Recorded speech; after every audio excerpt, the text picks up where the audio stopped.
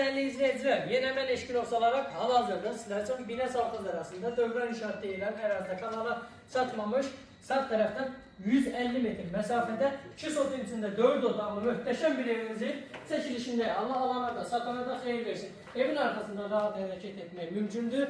Çok ideal evde hakikaten de. Ya Allah, ilk önce tanış olduğumuz bu hissede. Söğütür komşu hissesidir dostlar. Ve böyle bir geniş dostlar, Kutmane Kargo hissesi var.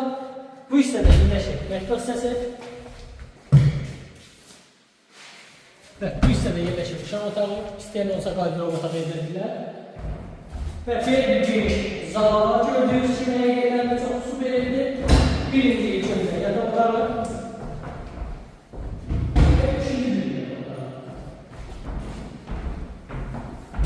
Evimizin kıymeti ekrana 1.90